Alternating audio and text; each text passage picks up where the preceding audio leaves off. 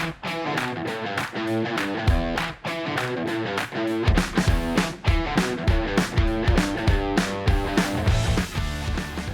is a very special Friday night racing. It is the Wednesday of Irish Grand National week. Is this Holy Wednesday? I don't know. I'm out of that circle. But we're here to see exactly what goes on behind the scenes, and we're also going to preview the race itself with Barry Geraghty. We're going to walk the last furlong with him. And we're also going to hear from Robbie Power and Nina Carberry about their successes in the race and what they fancy is going to happen. But the race has kind of reached this almost mythic proportion in Irish jumps racing. So Irish jumps racing is the best in the world, and this is the richest race in the Irish jump season. Yeah, that's a big deal. It is a big deal. It's also a race with an awful lot of history, and we'll hear from obviously the previous winners of the race, but it's basically a glorified graded race now that's a handicap, masquerading as a handicap.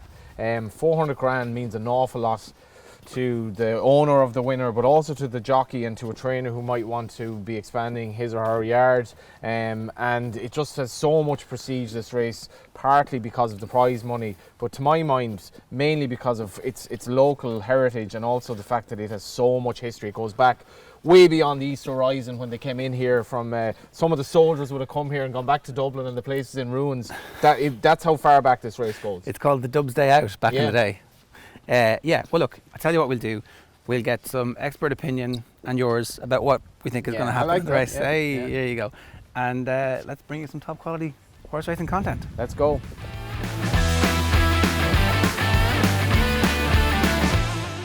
Right, as we said, it is a very special Friday night racing for you. We're at Fairyhouse Racecourse because the Fairyhouse Easter Festival takes place all weekend this weekend, Saturday, Sunday, and of course Easter Monday with the BoyleSports Irish Grand National. It is the richest jumps race in the country with prize money of 400 grand.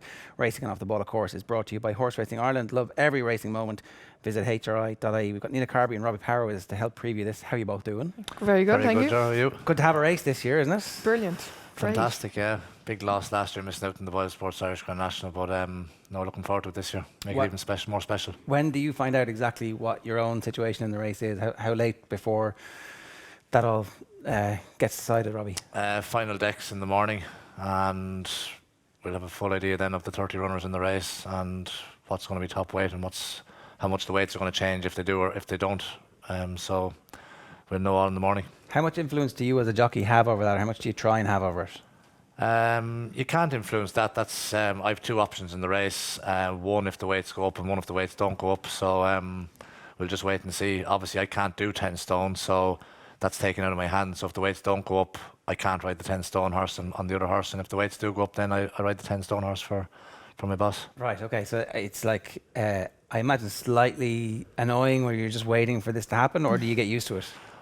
It's more annoying if you're waiting for this to happen and you don't have a ride in the race. I have a ride either way, so I'm not too fussed. It's not going to be 50-50. Yeah. Nina, your family's history with this race is pretty special, and obviously I didn't realise, but this is your local track. Yeah, just up the road. It's only 5 miles up the road from us, so yeah, no, great memories here. How many of your family haven't won the race? No, we've got a good record in it anyway. So Peter John has a lot of pressure now to try and get a ride in the race now. So he's probably the last one to try and win it. When you were growing up, was it a special day? Was it a special occasion? Was it something that would have been marked in the calendar properly? Yeah, definitely. When Bobby Joe came here to run in it, it was a big excitement in our house, and this is a place where we used to come as kids on Easter Monday and religiously, and as kids we just loved having a few little bets. And when Bobby Joe was in it, I was down by the last fence beside the railings, wasn't near my mum or dad, don't know where they were, and I was with Sasha Garrett, who's Barry's sister, and we were roaring home Bobby Joe, and we had a few quid on him. So I'd say it was only probably 10 or 11. So no, it was a great day, and I'll always remember that. That's the thing in Ireland. You can go up to the tote and they'll be like, yeah, you're with your parents. It's grand. Good times. That's all our memories, I think, of the first few times. So how aware are you of the family history going all the way back, though? Like, is that something that kind of gets spoken about, or is it kind of actually just part of life? Oh no, definitely. It's an amazing. Like, the history goes back to my granddad, Don Moore. So my uncle Arthur won it on King Sprite, and my dad, Brown Lad, and they're all as jockeys. Yeah. Who trained Brown Lad? Brown Lad was Drapers, wasn't it? Yeah. Oh, that's right. Drapers, Yeah, okay. So yeah, no, it goes back. No, it's great to be a part of it. It's great to be on the list of the winners. And so did you feel pressure when you were riding in the race? Not so much pressure, but I definitely felt a little bit of pressure before I schooled this lad, and I couldn't hold one side of him. I was like, I don't even know if I'm going to get him around. But as soon as we got him going, then it didn't feel like pressure at all. It was just get him around, and hopefully we'll be bang there. Well, let's have a look at this, because this is your victory in the race, right? So organised confusion in 2011 is what we're looking at here. What's particularly noticeable here is that there's a loose horse, right? Yeah. And it's right up at the front, and you're kind of beside him. Are you aware that it's a loose horse? Are you? Yeah, he's kind of a half a length in front of me, but he helped me the whole way to the line. As soon as my lad hit the front, he was a bit idle, but the loose horse came along and helped him to get to the line. So you used the loose horse as... Yeah, I was lucky enough I was on his inside, so I wasn't worried about getting carried out, but that'd be the only worry, he'd get carried out before the fence. Right. The fact that you actually win the race by a massive amount, it's kind of difficult for the crowd and for the commentator to see just how dominant the win is. When are you confident that you're actually going to win the race? Turning in, I felt I had a chance because he'd saved plenty around, and it's a long old trip. It's 3 miles 6, is it? And I was happy enough that I'd saved enough the whole way around that we could go quite well up the straight. So started picking them off, and he jumped the last well and stayed on. He'd lightweight too. He'd only 9:13, 9:12 in his back, so that helped too. So like a couple of 100 yards out that it's going to happen? Coming to jump in the last, I said he's not going to stop anyway, so they're going to have to come out of the clouds to get me. So I was happy enough jumping the last. If I got over, I'd be happy enough. And can you enjoy that then a little bit more than if it's a short head? Only when you pass the line, I enjoyed it. Yeah, okay. And the fact that it's a home crowd as well, fairly sensational. Oh, it was unbelievable. It was an incredible hot day. It was 21 degrees, I think, and the crowds coming in, sure, everyone was outside, and great atmosphere. And I suppose it was a lot of local people here for me, and my uncle Arthur as well. And it was a great win, and a lot of people cheered us in. You made the comparison a little bit earlier on, and I thought it was good when you win locally like this. Yeah, like it must be nearly like, a fellow who wins in All Ireland for the county, but winning here is like winning for your club, like winning a club All Ireland where it's your own people and something you've dreamt of since you were a kid. Like this is your local thing. Yeah, like I'd say a few people have bets as well, So when I came into the winners' enclosure, all I can remember was all the people standing outside on the balconies outside, and just people everywhere. So I haven't experienced that other than Cheltenham or something like that, or Punchestown. So it was amazing. It was amazing atmosphere for me. I suppose as well, when it brings you back to your past, that you were a kid. This is one of my first memories as being at Fairyhouse. Yeah, it just brought Bobby Joe all back to me, and it was so nice to ride the winner, and to be a part of something like this again. And definitely it's a memory that always. Because this wasn't the first time trying. You'd been on him the year before. Oh, I was actually I'd never ridden him before. Okay. I'd ridden Rogue Angel before, and I came off him. Yeah, got the year wrong. And he won the following year. I was on the right one, but wrong year. And you fell off him. Came off him, yeah. Right, and there was another one that didn't start for you at one point. Yeah, one didn't start. Yeah, so fortunately. Do they stick with you, those ones, or are you actually, because the game is about losing as much as it is about winning for jockeys? Yeah, like obviously you want to be part of. Jumping off, not jumping off, you want to be a part of the whole thing. So it was a pity that day. And Rogue Angel, just one of those things. And what can you do? You just have to get over these things and hope you'll have another go. Yeah, and luckily you did. Robbie, what your story I think is a little bit different. You're riding a very short price favourite to win the National. Does that bring pressure? I know you're not supposed to kind of pay too much attention to the outside stuff, and you've got your job to do irrespective of what the price on the horse is. But at the same time, everybody in the crowd probably was on you. Yeah, they probably were, and he was owned by a small family as well. He was a homebred horse, and I think that year there was 14 or 15 Gigginstown runners in the race, and everyone, the general public, were hoping for anything but Gigginstown to win the race. And I actually had huge confidence in our Duke that year in the Irish Grand National. I thought, bar accidents, he wouldn't get beat, and the big worry was the first 3 fences for me, because he was a novice, and novices have a great record in the Irish National. To get him over the first 3 fences with a bit of room, bit of confidence, and then everything would involve after that. So it's almost just get him into a rhythm so that you can he can start to feel comfortable, and then you'll feel comfortable after that. Yeah, exactly. I mean, the only thing Jesse Carrington said to me going out was jump the first 3 fences on the wide outside with loads of room and then see where you are after that. Right. Would that be a problem for you then? Because like say Nina's on about she's saving ground the whole way in organised confusion, and you like say if you kind of you lose your ground, you lose your posse then, but your boss is kind of saying, well, this is how to do it. Like, No, well, that was what I planned. I thought he'd plenty up his sleeve, handicap wise. You're that confident. Yeah, and it's a straight line from when you jump off to up to Ballyhack is a straight line, so you're not going to give away too much ground.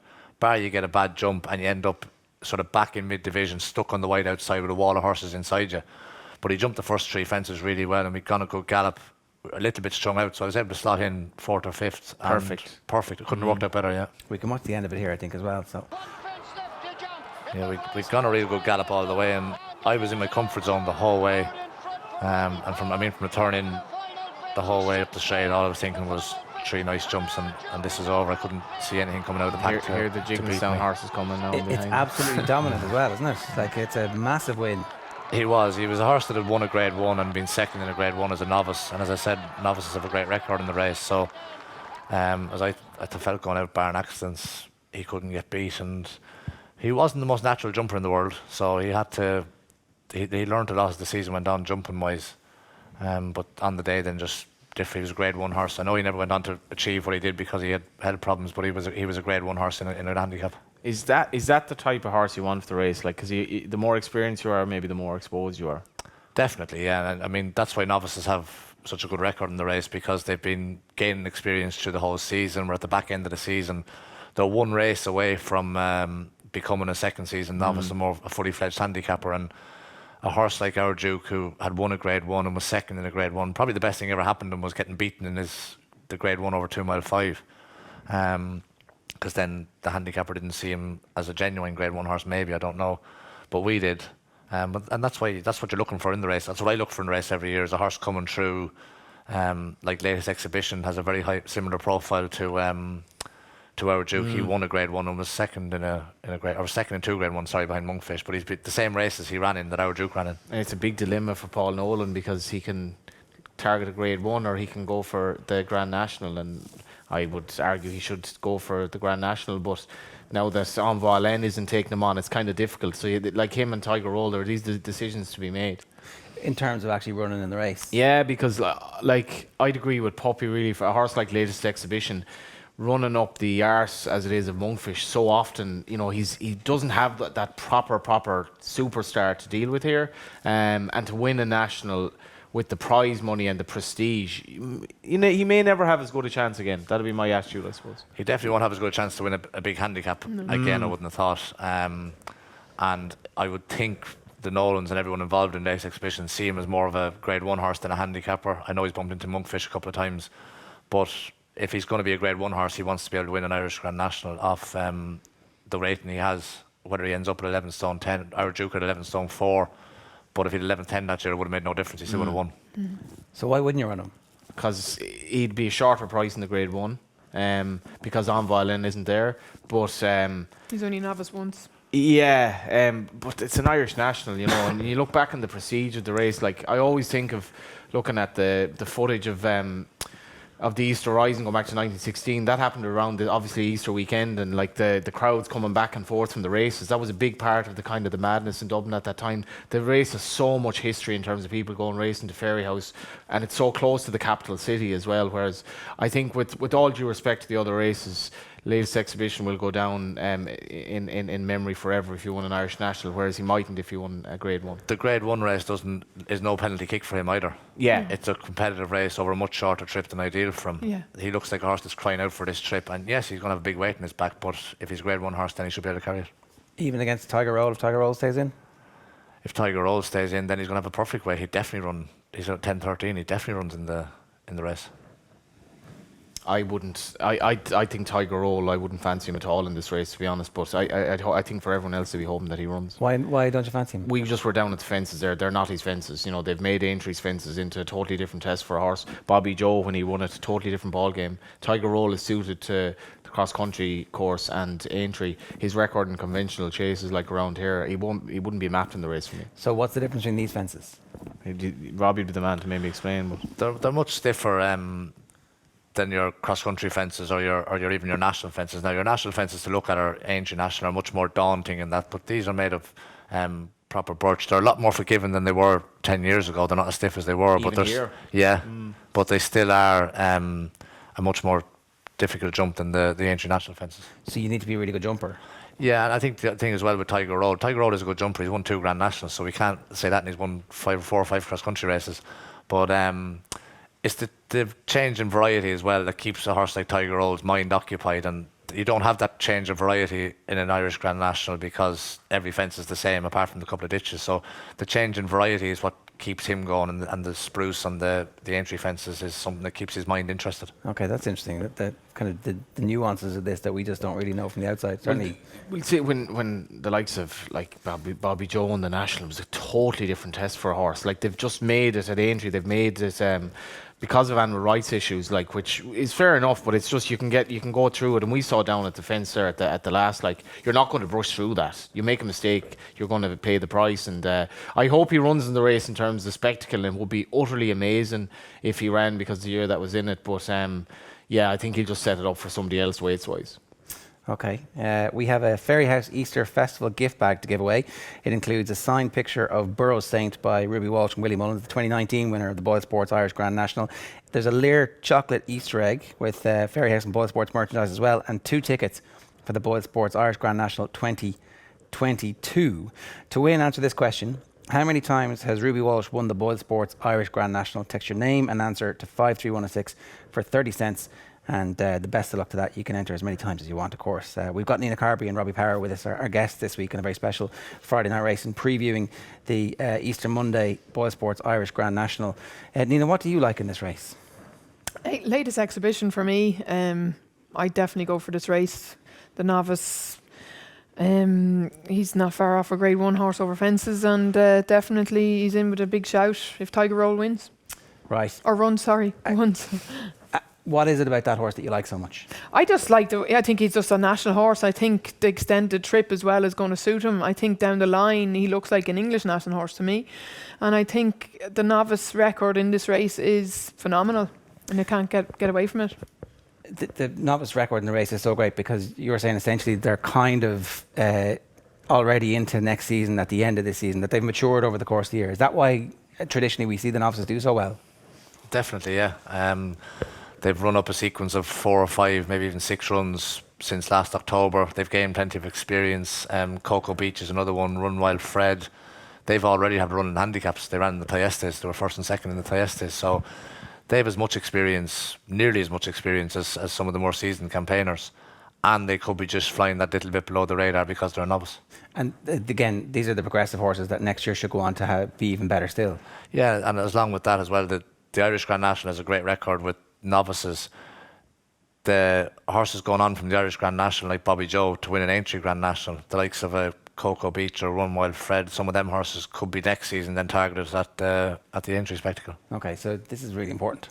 Well, yeah, Bobby Joe, like, I'm from East Galway, where he was obviously owned by the Burkes, and Bobby Joe, he didn't stop his winning in the Irish National, which we'll all remember. And I remember when, there was a statue erected to Bobby Joe, which people may or may not mount after a few pints at the local pub. In fact, a couple of characters have actually gotten stuck in frosty weather to the horse. But like, Nina, that was unbelievable for because I wasn't even into racing at the time, and I remember the horse came to the school, and like, I think it's really understated how something like that, what that means to rural Ireland, particularly East Galway, which wouldn't have that many horses. Like, yeah, like, it was incredible. Like, he beaten Papillon here the year before in '98, and went on then to run an Aintree, and he ran on 10 stone, I think, and a stone out of the handicap. Say it's first winner since Liscargo, an Irish winner. So, like, it wasn't heard of Irish horses going over and winning the national. And then after that, then it just took off. It was a trend. There was Papillon, Monty's Pass, number 6 Valverde. There was just Silver Birch. It just started off. Sorry, Silver Birch. Don't forget. Under a little known Gordon Elliott at the time. Yeah, he's first winner in. He hadn't had a winner in Ireland at the time. Yeah, so it just it was great. It was Bobby Joe started the trend off, and he was a hero. It's funny when we look back and the moments that have kind of got us to the point where we've just had the absolutely dominant Cheltenham Festival that we've had. Is some of it about self-confidence, as much as obviously the money and the horses and the owners and the quality of the trainers, but the confidence to go and say, well, actually, we can compete with the best in the world? I suppose we're competing every day here in the best in the world, so we definitely have a chance. You know, I suppose what's the point of being afraid? You know, you might as well take your chance. You're not in, you can't win. So I think we're very competitive here. We'll be competitive in the big stages over in England anytime. On that, Puppy, like how do you compare riding over there and in Ireland? Like, because it is like when you have a 23-5 victory for the Irish, like you could argue that the best trainers, horses and jockeys are all in Ireland to a large extent. Or do they ride races differently over there? Is it almost like a different standard riding over there? A little bit. It's a lot tighter in Ireland, a lot more competitive on a day-to-day basis compared to in England. Can be a little bit more forgiving riding wise. They ride much tighter over here, but that's because the racing here is so competitive. And you have Gordon Elliott, Willie Mullins, Noel Meade, Jessica Harrington, Henry de Bromhead, top class trainers with now top class horses, because the prize money is so strong over here, and it's very, very hard to compete, and a lot of people have found it difficult here to compete, but all you've got to do is keep going, as it was shown with Paul Hennessy having a big winner in Cheltenham, that you will get a chance to get that horse. And the standard of racing over here on a daily basis and every Sunday is much better than the standard of racing in England. When you think the Tolworth Hurdle is the first grade run of the year run in Sandown, the prize money was 17,000. I won a listed hurdle race here for 4-year-olds only worth 22,000.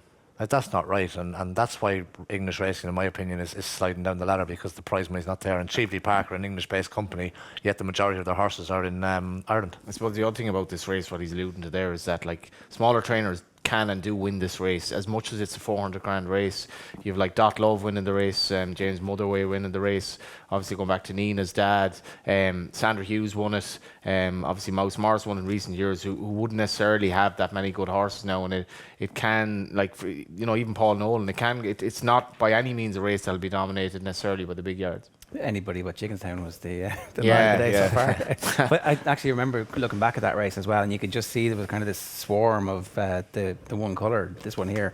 And like when that happens, when there is that phalanx of them, are you conscious of that? That like, you know, I'm sure they're not all riding together, but there's probably a pacemaker in the middle of that that's designed to run the race in a specific way. Do you have to think about that, or do you just let the race unfold the way it's going to unfold anyway? Yeah, you have to have an idea going out of what's going to happen in a race. In a race like the BoyleSports Irish Grand National, you have 30 runners. So many are going to go forward. They mightn't all necessarily be the one ownership horse that are going forward, but you're going to have an idea of what's going forward, what sort of pace is on in the race. It quite often happens nowadays that doesn't happen as much, that the races aren't strongly run. So you need to know in your own mind have an idea of how strongly this race is going to be run. That's interesting. Why does it not happen as much nowadays? It just has happened a few times. If you get a horse towards the top of the handicap, like the big handicap chase in Leopardstown this year, Willie won it. Paul Townend dictated Western, from the front.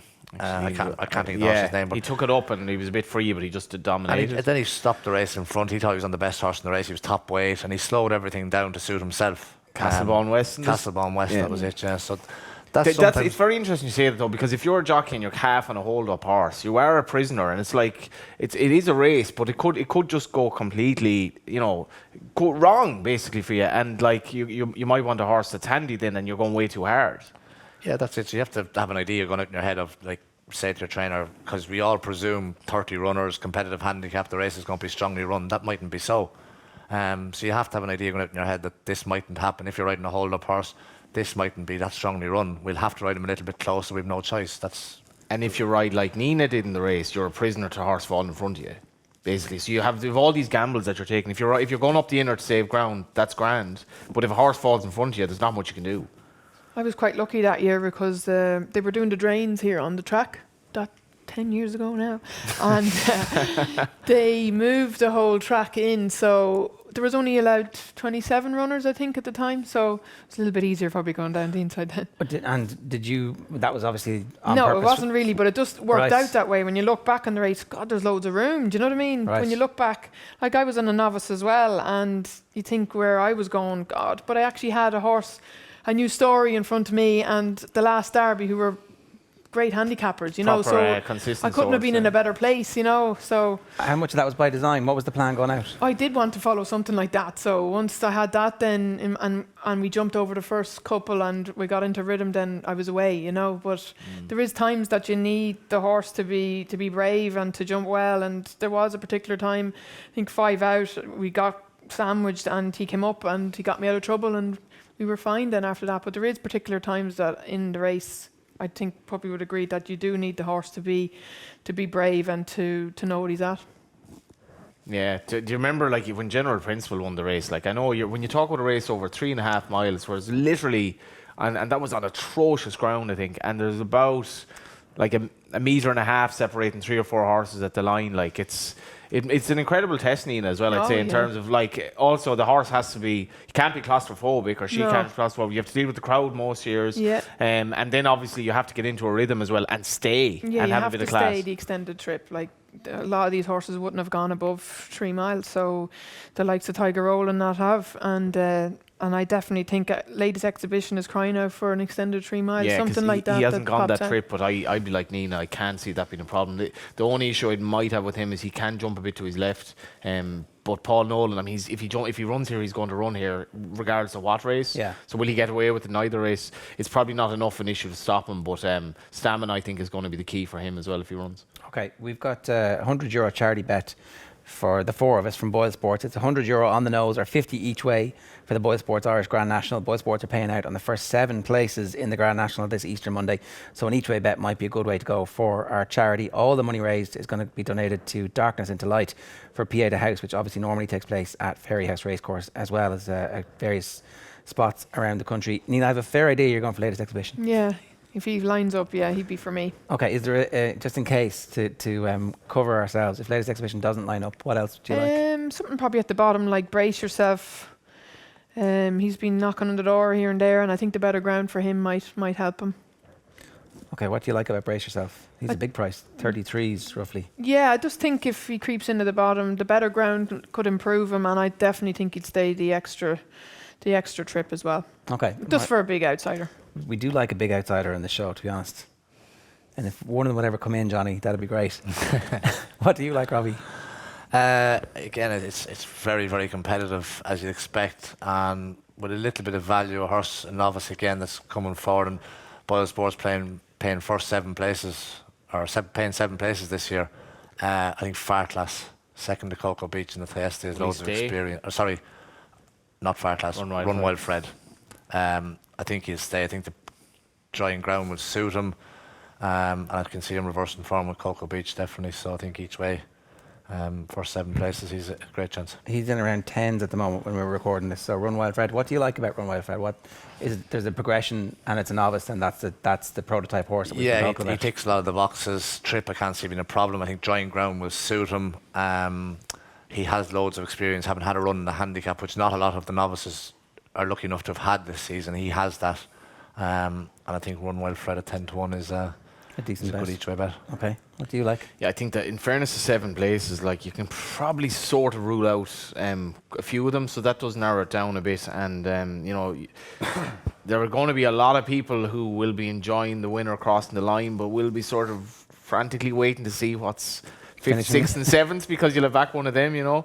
The big dog for me is a horse I've followed for a while. He's perfect for the race, except the ground might be, as Barry said, so not everybody will have seen this. We did a piece with Barry Garrity as well, which you can check out on our social channels, where we walked from the last. Barry was wearing very, very nice Brown Thomas shoes, so he wasn't really willing to get it into the ground. My feet are saturated by that. But it isn't. It's not by any means overly testing compared to other Grand Nationals, and we've had warm weather in the last sort of few days in Ireland, so that's a small bravado. The big dog is well named. He's just gorgeous big horse. Love the way the stamina the last day when he won readily despite a bad mistake at the last.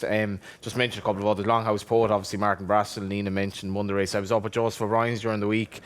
Half of the yard were telling me Simpo was going to win. Half of the yard were telling me his stablemate Home by the Lee was going to win. So there's money for Sempo at this stage. It's about 7-1. Run Wild Fred is about 10. Interesting on that, Robbie. Like, he's a maiden going into the race. But again, like Sempo could be the class act for a horse that, like, he hasn't actually won a race over fences. I'd be worried with a horse like that just like you can't get away with a mistake necessarily in this race. But Comanche Court one. as a maiden, yeah. The maiden I wouldn't wouldn't worry surprise too me. much. Sempo's jumping would be a little bit of a concern for me. A big field. You need a horse with a bit of size and scope, and as Nina says, that's going to be brave for you. That would be my concern about Sempo. You need a horse that's going to fight his corner in a 30-runner field. I got the impression Joseph was nearly sweeter on Home by the Lee, who can jump the right way here. He can jump slightly to his right, but that won't be an issue. And he stays all day, Fame and Glory horse. I rode Home by the Lee here in the Drimmore behind Envoy Allen, and he travelled well to the turn into the straight, and actually came back in and said to Joseph afterwards, this lad could be an Irish Grand National There horse. you go. I think he ticks a lot of boxes for the race. Okay. Ground will suit him, and he'd definitely stay the trip. He could be good each way value. It's possible he nearly half spared him for the race since then, because he's never going to be down violin, but at least you're jumping around a pace and you get a sighter for Fairyhouse, and Robbie Power is rarely wrong. So Rarely right. Around about 12s is the shortest price, and as big as 20 with some places Home by the Lee for that one. So you get a good price as well. Like there's a big debate now at the moment about the prices the bookmakers are offering on the show. So if you want to get your 7 each way places, don't be afraid to back 5 minutes before the race. You'll get the guaranteed odds. You'll get very competitive prices on this race. was there anybody else you wanted to talk about? In terms of the race itself, obviously Longhouse Poet is very interesting for Martin Brassel.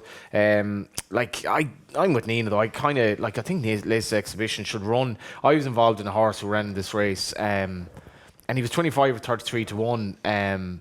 But it was just a great buzz. Like, there were 10 or 12 of us involved. It was an unbelievable buzz. I know it's not the same this year, but to my mind, the Irish National is such a spectacle. Like, it's such a long race. There's so much jumping, and to be involved in a horse. And I know the lads bought the horse, to keep him in the yard and so forth. It's a real Wexford story. I think, to me, there's no comparison to the Irish National in terms of the other races at Fairyhouse this weekend. I'd be all over going for him if I owned him. With the exception of Longhouse Polo, I think is a very, very promising horse as well, and probably has disappointed a little bit over fences this season, which could mean he's well handicapped.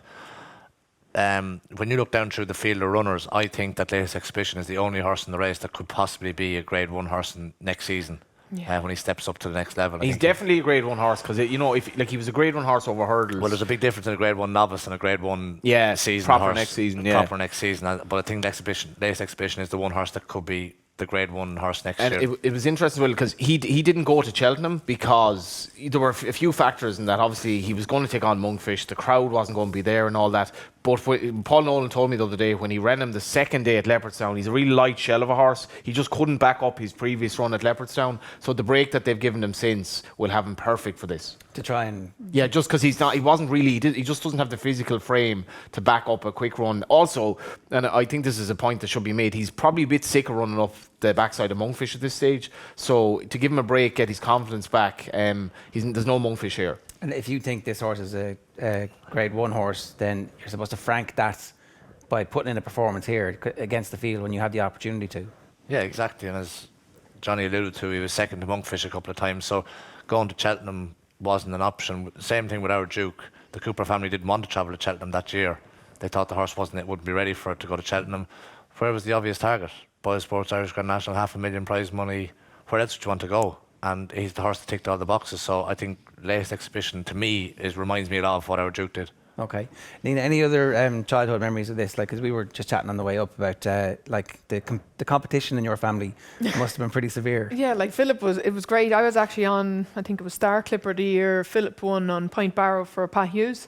That was a great memory. Well, great for to watch Philip winning, and Paul, I say, wasn't too far behind, so the two of us were able to go up and congratulate him. That'll always be in my memory. And the three of you were in that race? Three of us, yeah. Right. Yeah, and so it was great to see him win, and so like it's just brilliant that the three of us were able to go and be a part of history and to keep the family tradition going. What was Paul's first win in the race? Bobby Joe. Bobby Joe, Yeah. right. Yeah. That's pretty amazing. Yeah, so he got so off. you were only 10 or 12? He Right. got off one of Noel's. He was right.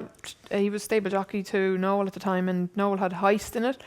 And lucky enough for Dad that Noel let Paul off to ride Bobby Joe, because I don't think anyone would have ridden Bobby Joe the way Paul rode him, so it was lucky for us that we got Paul that day. Say that about a lot of things Paul Carberry rode. Well, we were talking to Barry Gardy afterwards, and he was like, "Look, I knew I had the best horse in the race. We were travelling so well early on. I was in third gear. Everybody else was kind of struggling away in fourth or fifth. Was Bobby Joe the class horse in the race?" It was a very good race. Papillon was second, and I think Call of the Day was in it. No, I think I think went on to win a Whitbread as well. So it was a very, very, very good Irish National. And no, he was only just got up at the end. You know, Right. He looked like he was trying to get by him, but he looked like he had him easy up the straight. But he took him a while to get by him. But thank God we have Paul in him anyway. That's really sensational to be a part of that and to kind of see that whole thing come together. Yeah, and to look back and see, and what other horses did out of the race. It was a very special race.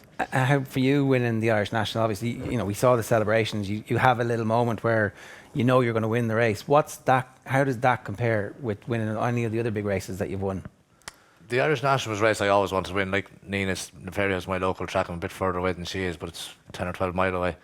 I was here when Desert Orchid and Richard Dunwoody won to see Desert Orchid up the straight. You walked out of Fairyhouse. I want to be here someday doing this. And I'd had a few cracks at it. Oscar Time was second to Blue Sea Cracker. I think I'd ridden 2 or 3 favourites in the race for Jessie that had disappointed. And you always thought that this race was the one that was going to elude you.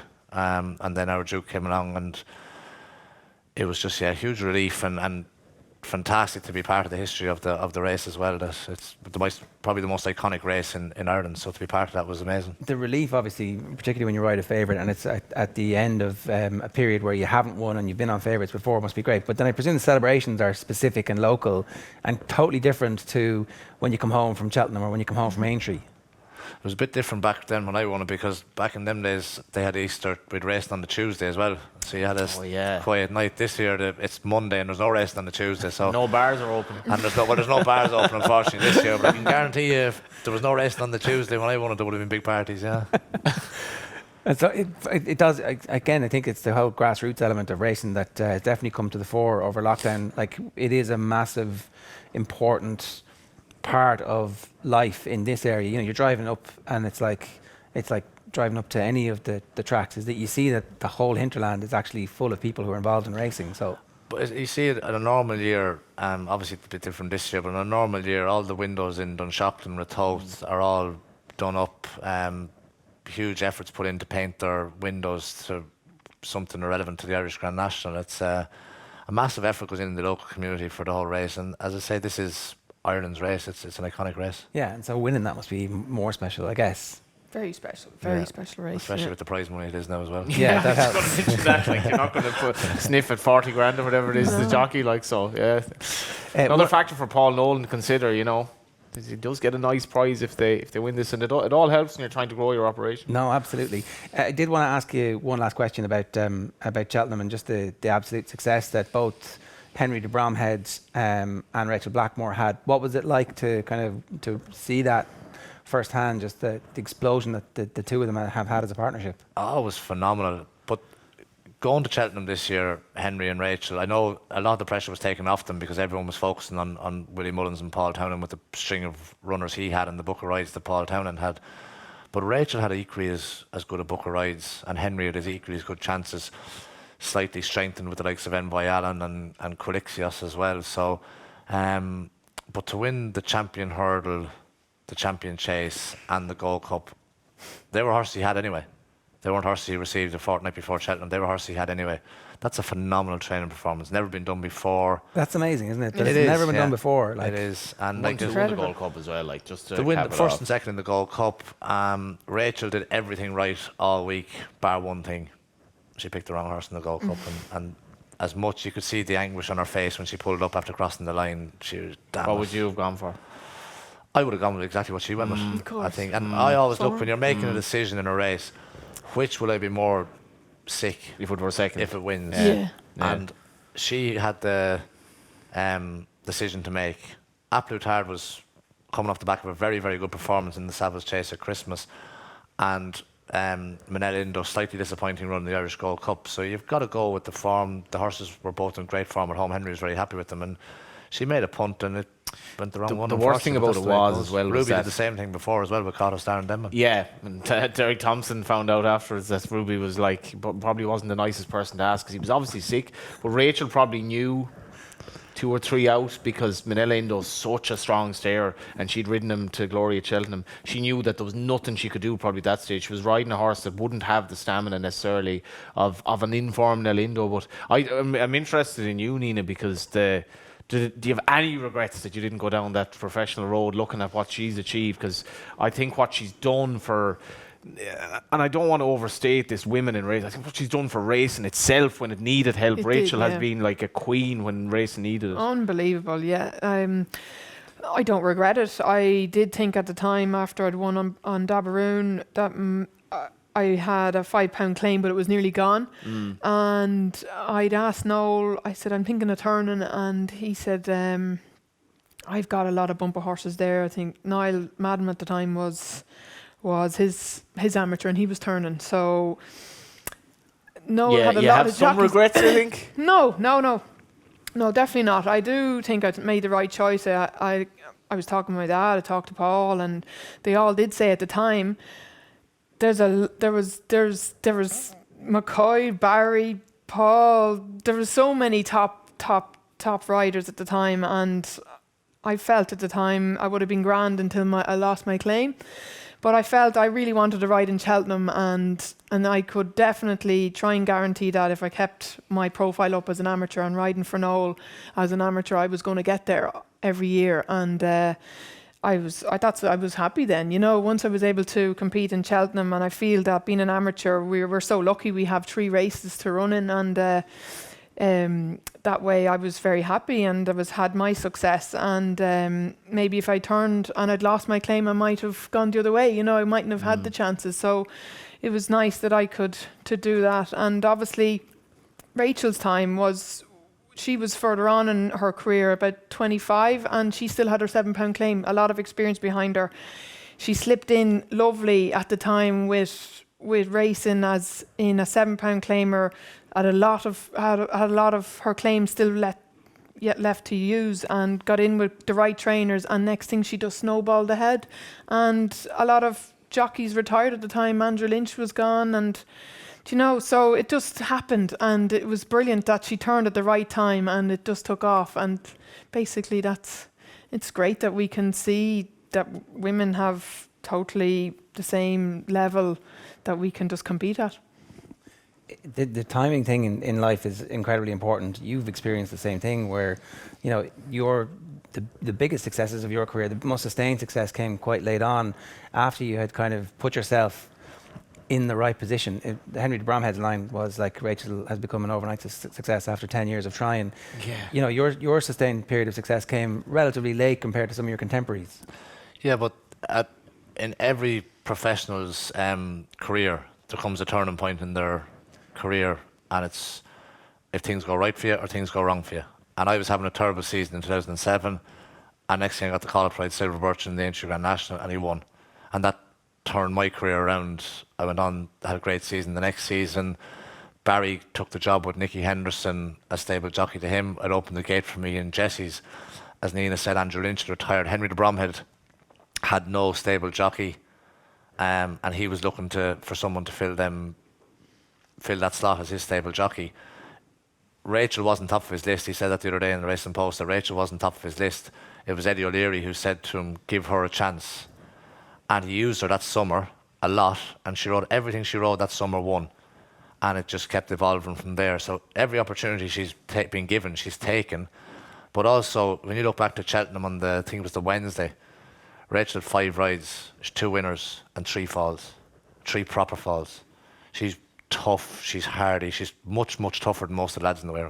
She can get up and shrug it off and go out in the next race and ride a big winner. She had 3 falls going out in the bumper and decided on herself down the start, no lads wants to make the run, I'll do it. She had that confidence and self-belief to go and do that, and that's a huge thing. Not many people can do that. That's kind of the question I was asking earlier on about the confidence. Like, the whole country seems to have racing confidence in a way, and I very specifically as as trainers, I suspect you have to have some confidence in your horse to pick the race that you're going to go for and go up against some other superstars. But as jockeys, you also have to have confidence in your own ability. Like when you're talking about the horse found the jump 5 or 6 down, you had to make the horse find that jump as well. You had to have the confidence in the horse that it was going to do that. Oh, definitely, yeah. If you don't have confidence, things start going wrong and you start second guessing yourself. And if there's no confidence there, you definitely don't ride as well.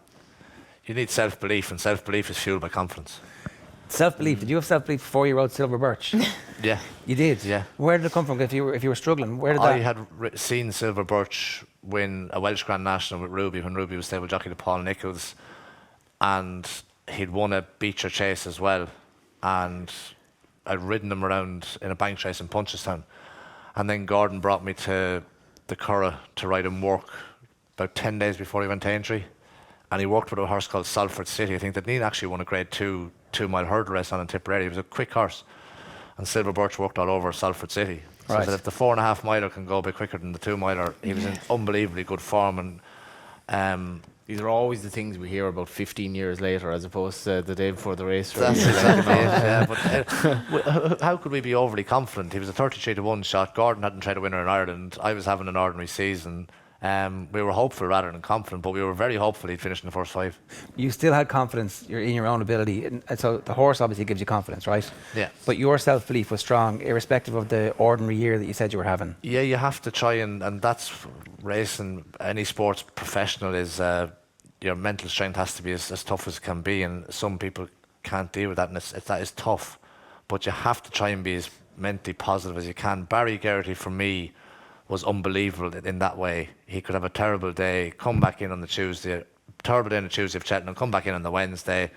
Well, lads, how are things? Yeah, any chance today I'll win the first and have a good chance in the third. And Right. he just had that huge self-confidence, and that's what you need. You have to have that. Is it fake? Is it a little bit of it fake? No, not with Barry, it wasn't. Right. But you, No, there might be some other people that it is, but not. I don't mean.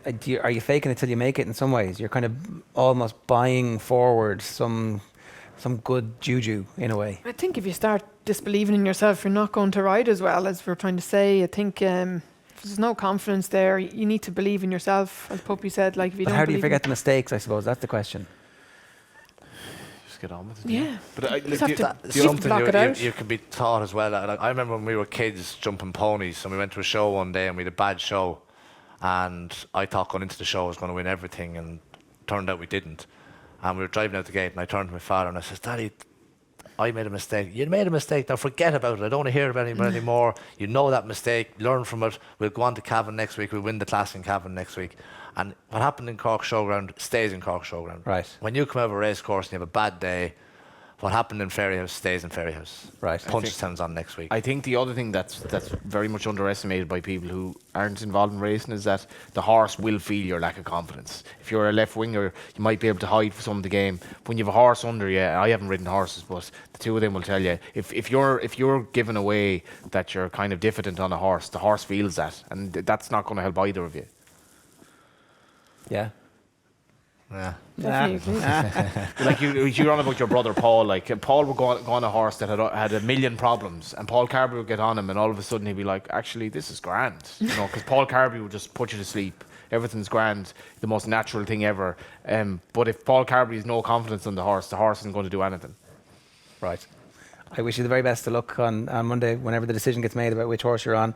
Are you training a little bit at the moment? What's your involvement in the? I have a few breezers, and I have hopefully the point of points will be back, so I have a point of pointer. And I'm getting out my restricted license and to be able to run these stores that we might have to run. So so that's basically. And is that exciting? Are you as excited about that as you would have been about getting on something on?